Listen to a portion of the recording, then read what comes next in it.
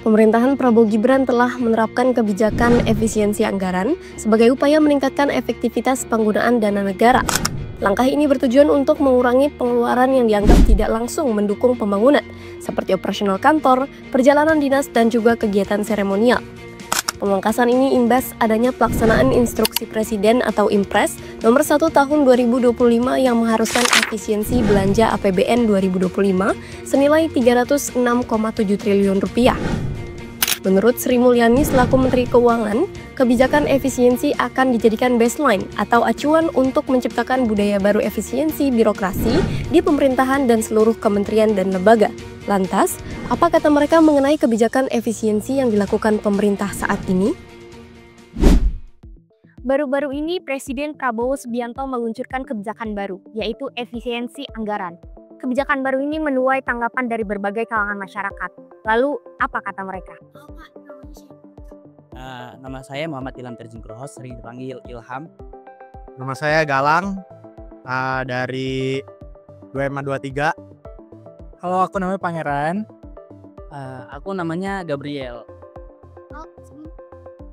Halo, nama aku Salwa. Aku mau tanya nih, tanggapan kakak mengenai kebijakan baru yang diluncurkan oleh Presiden kita Prabowo Subianto mengenai efisiensi anggaran. Gimana nih tanggapannya? Tanggapan saya sangat tidak efisien ya, nggak efisien banget karena anggaran pendidikan diturunin demi anak-anak bisa makan gratis gitu ya. Karena anggaran turunin itu sangat drastis banget ya. Dari pendidikan dasar menengah itu dipangkas 8 triliun dan pendidikan tinggi menengah tinggi ke atas itu dipangkas 14 triliun. Itu sangat tidak efisien banget untuk demi kita bisa makan gratis gitu ya. Berarti kontra nih Kak terhadap. Iya, sangat kontra banget. Kan kalau anggaran untuk pendidikan kan diturunkan ya. Jadi kalau menurut saya itu kayak membebani mahasiswa untuk membayar biaya UKT atau segala itunya yang berhubungan dengan kampus kan. Yang pasti keluarga atau orang yang membiayai mahasiswanya itu mungkin keberatan karena menjadi meningkatkan biayanya. Jadi mungkin itu membebani dan ya berat lah. Jadi mungkin banyak yang kurang setuju gitu. Efisiensi anggaran ya. Kalau menurut aku pribadi sih mungkin ada satu tujuan yang dilihat ya, yang diperhitungkan oleh presiden kita, makanya mengeluarkan kebijakan ya, efisiensi anggaran. Mungkin tujuannya itu bukan kepada pemotongan anggaran yang penting-penting banget, kayak misalkan contohnya mungkin apa ya, gaji ya, gaji.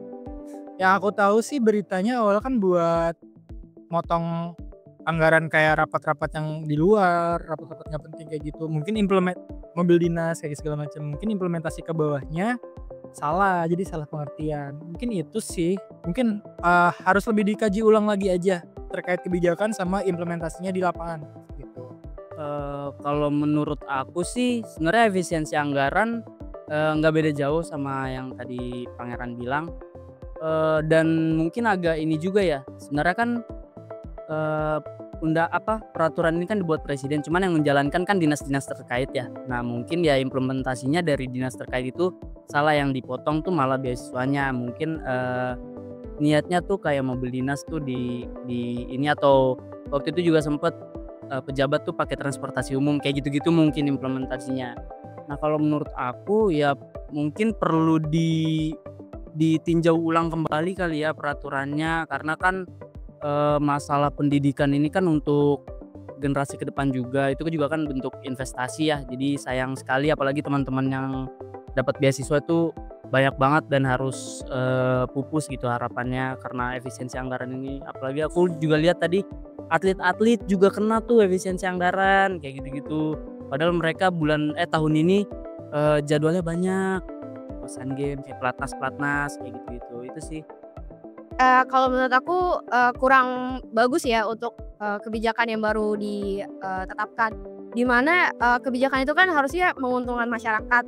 terus mensejahterakan masyarakat lah. Tapi bukannya seperti itu, malah itu merugikan banget buat masyarakat. Apalagi masyarakat yang menengah ke bawah itu benar-benar kena dampak. Terus Berarti kontra nih Kak terhadap kebijakan itu. betul kontra. Karena gimana ya? Orang mana sih yang bakal pro sama kebijakan kayak gitu? Sedangkan itu tuh udah jelas banget, udah di depan mata banget istilahnya, udah ditunjukin nih.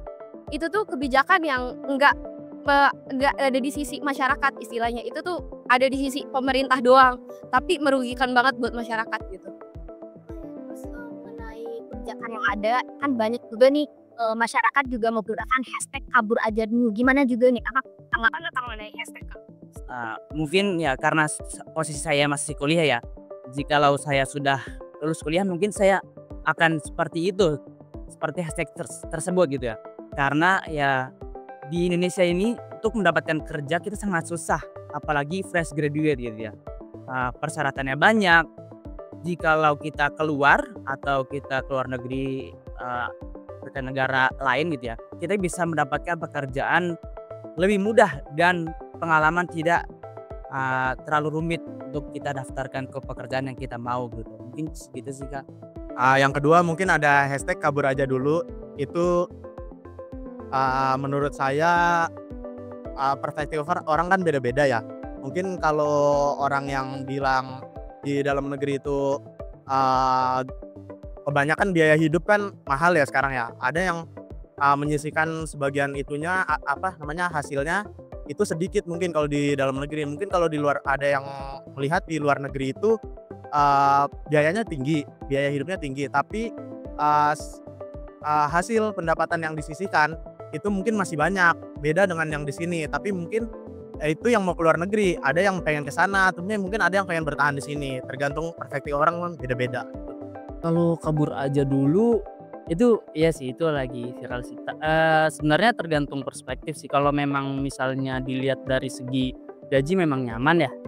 Tapi kan kalau secara hitung-hitungan ya sebenarnya sama aja kayak gitu. Mungkin yang bikin gak betahnya sistemnya kali ya. Apalagi sistem cari kerja di Indonesia juga harus pakai kriteria-kriteria kayak gitu, maksimal umur, tinggi badan kayak gitu. Sedangkan di sana mungkin lebih cepat cari kerja, gampang dapat kerja kayak gitu sih ya. Itu sih menurut aku. Mungkin kurang lebih sama ya. Peraturan di Indonesia kan mungkin lebih strict gitu dibanding luar negeri. Secara gaji pun katanya di luar negeri dengan gaji yang besar hitungannya pun sama aja dengan Indonesia karena kan gaya hidupnya semua sama. Cuman gaji yang diterima di luar negeri itu masih bisa buat kita saving, bisa buat ditabung. Sedangkan di Indonesia itu udah pas-pasan buat gaya hidup aja gitu. Katanya gitu. Nggak tahu juga ya, kan kita juga belum pernah kerja di luar negeri. Kayak gitu sih. Nah, itu sebenarnya bukan meragukan, tapi gini ibaratnya. Kita mencintai negara, tapi negara nggak mencintai kita. Jadi, kalau misalkan kasusnya kayak gitu, ya mau nggak mau kita pergi. Kita nih mencintai negara sendiri, tapi kalau negaranya nggak mensejahterakan rakyatnya buat apa? Lebih baik pindah ke negara yang emang negaranya itu tuh mau mensejahterakan kita gitu. Harapan Kakak nih Kak, ada nggak aspirasi yang mau sampaikan? Ya, karena kemarin masih sebarat turun ke lapangan tentang Indonesia gelap ya. Semoga ya demo kita sebagai mahasiswa bisa didengar oleh para petinggi pejabat kita, terutama presiden kita, agar lebih memikirkan diutamakan pendidikan terlebih dahulu daripada makan gizi gratis tersebut, karena tanpa pendidikan tidak ada peradaban. Kalau untuk saya sih sarannya untuk yang memberikan kebijakan mungkin lebih diseimbangin untuk yang dikondisikan lah buat pendidikan, buat komponen-komponen yang lainnya, anggarannya. Mungkin itu akan membuat orang-orang menjadi ya lebih tenang dan setuju gitu. Oke. Buat para pejabatnya ya.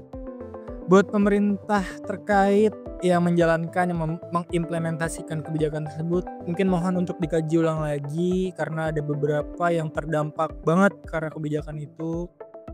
Kurang strategis juga mungkin apa yang diharapkan oleh presiden dan apa yang dilakukan secara nyata mungkin kurang strategis, makanya banyak pihak-pihak yang merasakan dampak buruknya gitu.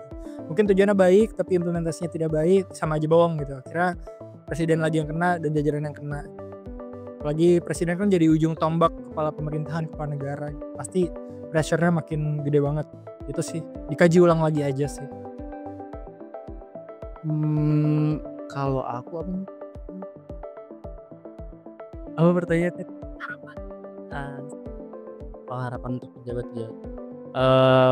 Aku sih harapan untuk pejabat tuh ya sebenarnya banyak ya. Apalagi aku datang dari bukan tempat dimana hampir nggak ada peran pejabatnya di situ kayak gitu. Jadi menurut aku perbaiki diri lagi sih sebenarnya, karena perubahan datang dari diri sendiri dulu, baru kalian bisa memperdulikan masyarakat lain kayak gitu.